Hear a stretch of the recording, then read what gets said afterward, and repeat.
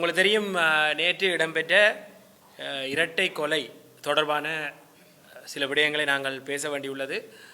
இந்த நாட்டில் முன்னமே பல தடவைகள் போலீசார் சில குற்றவாளிகள் என்று சந்தேகிக்கப்படுகின்றவர்கள் அல்லது உண்மையாக குற்றவாளிகள் என அடையாளம் காட்டப்பட்ட நபர்களை அழைத்து சென்று தங்களது இஷ்டத்திற்கு அவர்களை கொலை செய்யக்கூடிய வகையிலே சில செயற்பாடுகளை செய்திருக்கின்றார்கள். உண்மையில் கொலை செய்திருக்கின்றார்கள். இப்படி பல சந்தர்ப்பங்களில் பல தடவைகளில் இப்படியான விடயங்கள் இடம்பெற்றிருக்கின்றது. இதை நாங்கள் கூறவில்லை. ஏற்கனவே அனுரகுமார திசாநாயக்க பாராளுமன்றத்தில் ஒருவர் ஆயுதம் இருக்கென்று கூறுவார், அவரை அழைத்து செல்வார்கள். அவர் அந்த ஆயுதத்தை எடுத்து போலீசாரை சுடுவதற்காக முயற்சி செய்வார். பின்னர் போலீசார் தங்களை காப்பாற்றிக் கொள்வதற்காக அவர்களை சுட்டார்கள் என்று இந்த கதையை கூறுவார்கள். இந்த கதை தொடர்ச்சியாக பல சந்தர்ப்பங்களில் கூறப்பட்டிருக்கிறது. அனைவரும் அறிந்தது இது ஒரு பொய்யான கதை என்பது. இது பலரும் பல தடவைகளில் கூறியிருக்கின்றார்கள். நேற்று இடம்பெற்ற துப்பாக்கிச் சூட்டுக்கு பின்னர் கைது செய்யப்பட்ட இருவரும் எப்படி அந்த ஆயுதம் இருக்கின்ற இடத்திற்கு அவ்வளவு அவசரமாக அழைத்து சென்றார்கள் என்பது தொடர்பாக பூரண விளக்கம் இல்லை. 2023ஆம் ஆண்டு தொடக்கப்பட்ட ஒரு வழக்கிலே தெளிவாக கூறப்பட்டுள்ளது, குற்றவாளிகள் யாரையும் ஏதாவது இடத்திற்கு அழைத்து செல்ல வேண்டுமாக இருந்தால் போலீசார் அதனை வீடியோ வடிவிலே ரெக்கார்ட் செய்ய வேண்டும் என்று, அந்த வீடியோ ஆதாரம் இருக்க வேண்டும், எங்கே கூட்டிச் சென்றார்கள், என்ன நடந்தது என்று. இது எதுவுமே இந்த சந்தர்ப்பத்தில் செயற்படுத்தப்படவில்லை. இவர்கள் குற்றவாளிகள் தானா இல்லையா, யாருக்காக கொலை செய்தார்கள், எதற்காக கொலை செய்தார்கள், யாரின் தூண்டுதலில் பேரின் செய்தார்கள் என்பதெல்லாம் தெரியாமலே அந்த இருவரும் இன்று இறந்து விட்டார்கள். போலீசாரை பொறுத்தவரையில் அவர்கள் யாருக்கு மரண தண்டனை கொடுக்க வேண்டும் என்கின்ற முடிவை எடுப்பதாக இருந்தால் நாளை எங்கள் ஒருவரது உயிருக்கும் இங்கு உத்தரவாதம் இல்லாத ஒரு நிலை ஏற்படும் என்பதை நாங்கள் முதலில் தெளிவாக புரிந்து கொள்ள வேண்டும். குற்றம் சாட்டப்பட்ட ஒருவருக்கு சகல வடிவிலும் நீதிமன்றத்துக்கு செல்லவும் நீதியை பெற்றுக்கொள்ளவும், அவர் குற்றவாளி என்றால் நீதிமன்றத்தின் ஊடாக தண்டனை பெற்றுக் கொடுப்பதற்குமான அத்தனை சட்டத்திட்டங்களும் இலங்கையில் இருக்கின்றது. இவ்வளவு அவசரமாக போலீசார் இவர்களை கொலை செய்வதற்கான காரணம் என்ன என்பது தொடர்பாக நாங்கள் இந்த அரசை நோக்கி கேள்வி எழுப்புகின்றோம். ஏனென்றால் இது இன்று நேற்றல்ல, தொடர்ச்சியாக பல்வேறுபட்ட சந்தர்ப்பங்களிலே இப்படியான கொலைகள் இடம்பெற்றிருக்கின்றது.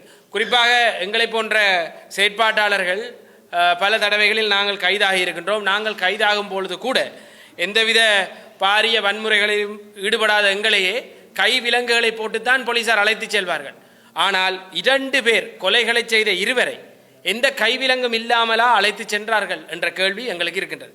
அது மட்டுமல்லாது தொடர்ச்சியாக எத்தனை காலம்தான் ஆயுதத்தை காட்ட சென்றார்கள், ஆயுதத்தை எடுத்து தங்களை சுட வழிகிட்டார்கள், நாங்கள் அவர்களை கொலை செய்தோம் என்று கூறுவார்கள். இந்த அவர்களுக்கு சரியான பாதுகாப்பை ஏற்படுத்தி கொள்ள முடியவில்லையா, அல்லது இதே பொய்க்கதை தான் அவர்களிடம் இருக்கின்றதா என்ற கேள்வியெல்லாம் எங்களுக்கு இருக்கின்றது. உண்மையிலேயே இந்த நாட்டில் இருக்கின்ற குடிமக்களின் பாதுகாப்பு தொடர்பாக அதிக அளவிலே அக்கறை செலுத்த வேண்டிய ஒரு காலகட்டமாக இது இருக்கின்றது. கடந்த 2 நாட்களில் மட்டும் 6 கொலைகள் இடம்பெற்றிருக்கின்றது. ஜனவரியிலிருந்து இன்று வரை, இந்த வருடம் பிறந்ததிலிருந்து இன்று வரை 17 சூட்டு சம்பவங்கள் இடம்பெற்றிருக்கின்றது.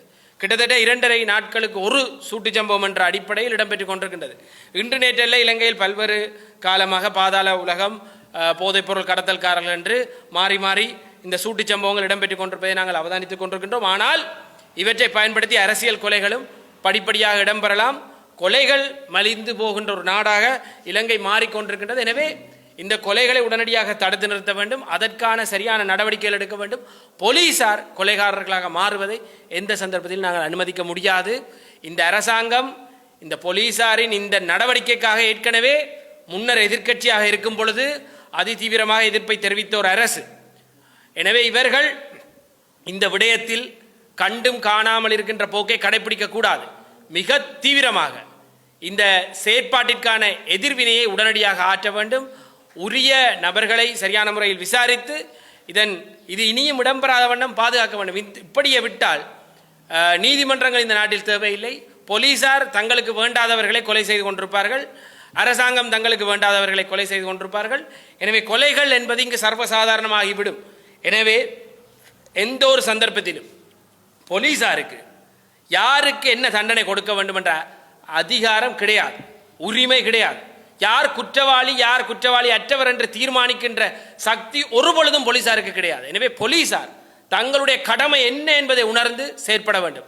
கொலைகாரர்களாக போலீசார் மாறுவது இந்த நாட்டில் இருக்கின்ற அத்தனை குடிமக்களுக்கும் மிக மிக ஆபத்தான ஒன்று என்ற விடயத்தை கூறிக்கொள்கின்றேன். நன்றி.